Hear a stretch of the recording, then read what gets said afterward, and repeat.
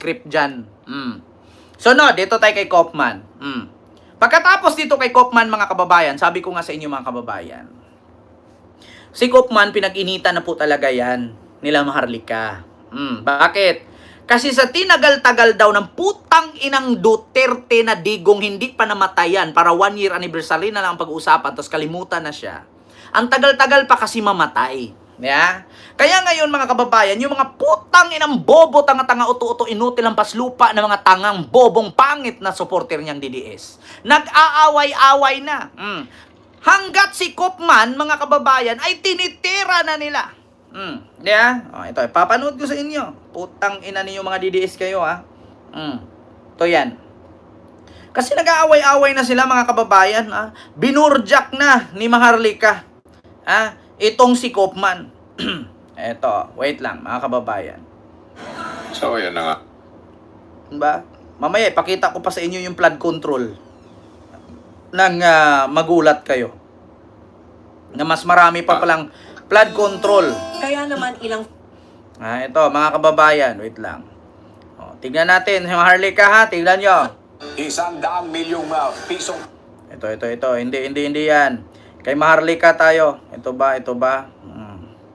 Tignan Hoy, ninyo. Kaufman, mag-resign ka na. Oh. Or else you... What's your favorite? Hoy, Kaufman, mag-resign ka na. Or else you, Duterte family, eject that walang kwentang abogado. Kaya hindi kayo lawyer. So, ibig sabihin, si Kaufman dumidepende kay Marcos Jr. para mapalaya ang Pangulong Duterte. Si Santi na yan si Kaufman, mga pamilyang Duterte. Abogado naman si Inday, yung mga advisor niya. Meron bang ganyan? Abogado? Kailangan imbitahin sa Libangag para mapalaya si Pangulong Duterte. Ay putang ina, di na sana siya nag-abogado. Ako sa pangunawa ko, sa payak kong pangunawa. Independent po. Diba sabi, independent ang ICC. Hindi pwedeng pangimasukan kasi sinusunod na yung katsutahang Rome Statute na yan. So, ibig mong sabihin, Kaufman, pag sinabi ni Bangag na, palayain na yan, pauwiin na si Pangulong Duterte, ibig sabihin, mabaliwala na itong ICC. Hoy, Kaufman. Ayan, mga kababayan. Gusto ko lang bigyan ng aral si Maharlika kasi bobo siya Ewan ko kung bakit naging nurse ito at may inalagaan siya at gumaling pa. Ewan ko lahat ata ng hinawakan ditong pasyente o kliyente na mamatay ata lahat. Ito, Maharlika, kung nanood ka sa akin, putang ina nyo, mga DDS. Ito, gusto ko bigyan ng aral. Alam nyo kung bakit ang sabi ni Kaufman na walang bukod tanging makapagpapauwi kay Digong sa Pilipinas kung di si PBBM lang? Simple. Ano ba ang sinabi ng ICC at mula kay Attorney Cristina Conte na legal counsel ng mga biktima ni Digong? Ang Pilipinas, hindi na miyembro ng ICC. Maharlika, putang ina mo ka marinig. Pakinggan mo kung hayop ka. Laki-laki ng mata mo, para kang bubuyog hayop ka. Gabing-gabi nakashidge ka. Ito, pakinggan mo Maharlika.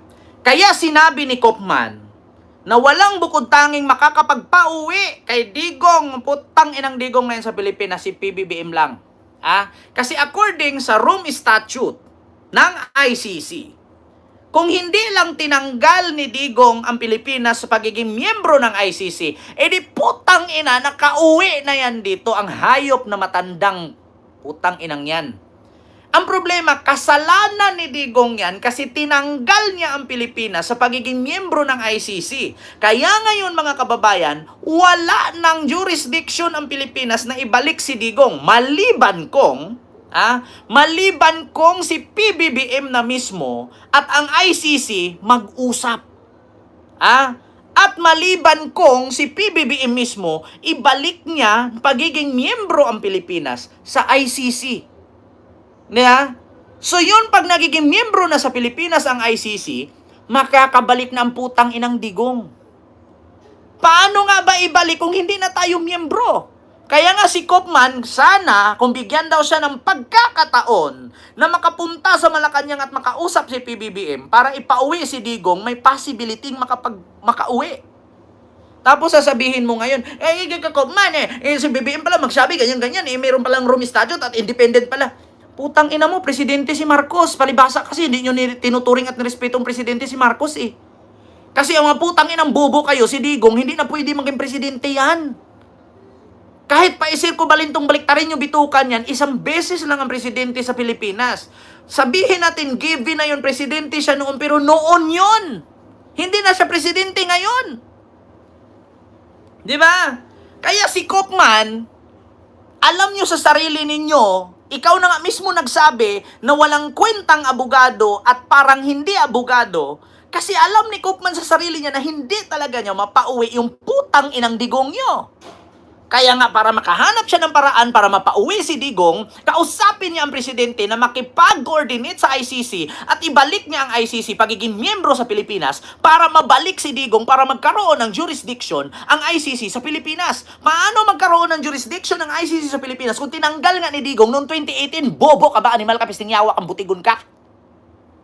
Di ba? Paano nga ba ibalik si Digong sa Pilipinas kahit nga magsirko balintong kahit maghubad kayong lahat dyan? Pagpupugutan yung ulo nyo mga putang inang DDS kayo, hindi na makabalik si Digong sa Pilipinas kahit tinanggal nga ni Digong ang Pilipinas pagiging miyembro ng ICC. Katulad lang yan ito. Halimbawa, Maharlika, nabili tayo ng sasakyan. Dalawa tayo may-ari. Ang sasakyan worth 1 million. Tag 500,000 tayo bawat isa. Ngayon, binayaran mo ko ng 500,000. Anong rights ko pa sa sasakyan?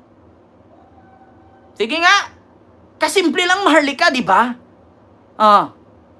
Kung kayo dalawa ni Harry Roque, bumili kayo ng lalaki, gawin yung parausan. Bawat isa sa inyo, tag 500,000 kayo, 1 million ang worth ng lalaki.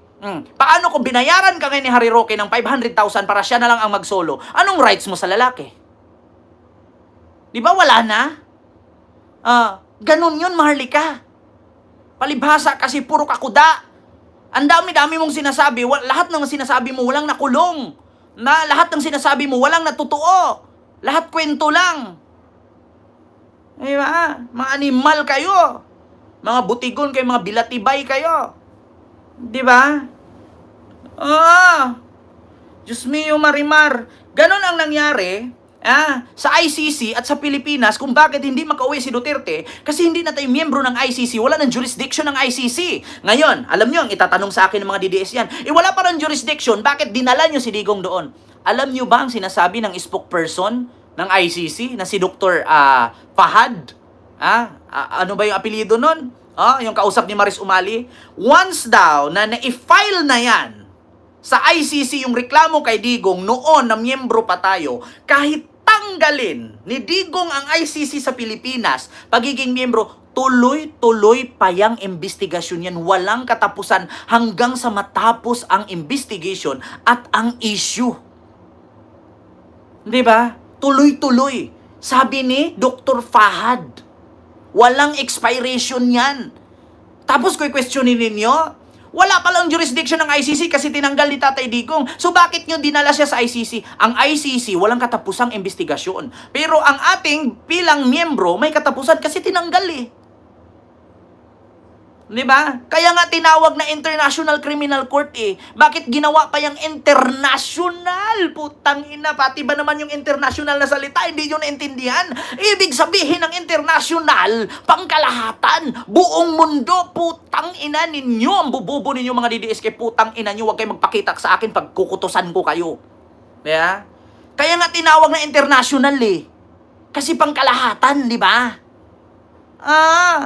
Ang sabi ni Dr. Fahad, spokesperson ng ICC na in-interview ni Maris Umali, kahit tinanggal nyo ang Pilipinas pagiging miyembro ng ICC, once na na-file na ni Trillanes yan doon, tuloy-tuloy na ang investigasyon yan. Walang katapusang investigasyon hanggang sa matapos at maklose ang kaso. Di ba? Tapos ang sagot ng DDS, wala palang jurisdiction. Bakit yung dinala si Digong doon? Putang ina nyo. Ang bobobo ninyo. Ang sarap ninyo pagtutusukin yung puki ninyo at pagpipitikin yung tinggil ninyong parang sibuyas na ninguya. Pagkatapos nito, mga kababayan, itong galit nila kay Kopman, wala daw kwentang abogado, dapat palitan na daw ng mga Duterte. Sinong sunod nilang birahin? Si BBM na naman. Balik na naman sa flood control. Tapos sa flood control, balik na naman kay Marcoleta. Sasabihin na naman nila, lumabas ang totoong kulay. Ginamit lang si Sara. Alam ko yung karakas ninyo, mga DDS vloggers. I was a DDS vlogger before. Diyos mio, Marimar. Alam ko yung style ninyo. Di ba? Alam ko yung style ninyo. Lukuhin nyo, lilong ninyo. Halos kayo lahat, kilala ko, kaibigan ko kayo. Kaya hindi nyo ako matanggi. Hindi ko rin kayo matanggi na hindi ko kayo naging kaibigan before. Di ba, Ma'am Rosario Bisin? Di ba yung mga kaibigan kong DDS ngayon na vlogger din? Di ba nag-meeting-meeting kami niya noon? Dahil sa may A-Road sa Quezon City? Kasama ko pa nga si Banat Bay at yung dalawa niyang kapatid. Ay yung kapatid niya at yung kaibigan niyang si Dada na malaki katawan. Kasama ko pa si Ninyo.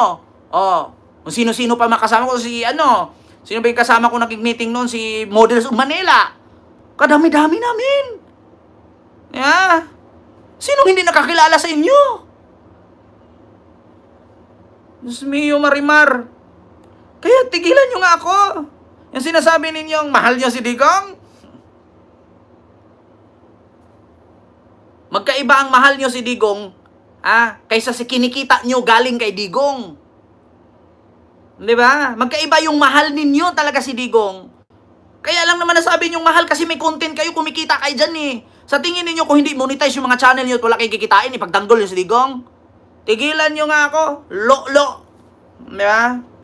Sa tingin nyo hindi kayo kumikita dyan, pagtatanggol ni Banat Bayan, ipagtanggol yan ni Coach Uli, ipagtanggol yan ni Bisdak, ipagtanggol yan ni Dada. Ipagtanggol yan ni Judia. Ipagtanggol ni Maharlika. Hindi lang ipagpatatanggol yan, ipagtanggol ni Sasyan. Loso ninyo. Kung walang budget. Kahit ako mismo, hindi ako dito mag-content kay PBBM kung hindi monetize yung channel ko. Aba, sino ba namang tanga mag-live dito? Sinong tanga na magyaw-yaw dito isang oras walang kikitain? Nagsayang ako ng aircon, nagsayang ako ng ilaw, ng wifi, tapos walang balik sa akin? Bahala ka, mabulok ka dyan, Digong, oy. Bahala ka dyan ano mangyari sa Pilipinas. Yun ang totoo. Huwag tayong maging tanga dito. Magpakatotoo kayo. Ilan nyo? Sabihin yung mahal nyo si Digong, pinanindigan nyo. May budget kayo, kaya kay ganyan. Di ba? Di ba, Ma'am Susan Vergara, Ma'am Rosario Bisin? May budget kayo, tigilan nyo ko. Eto, sunod, mga kababayan. Sino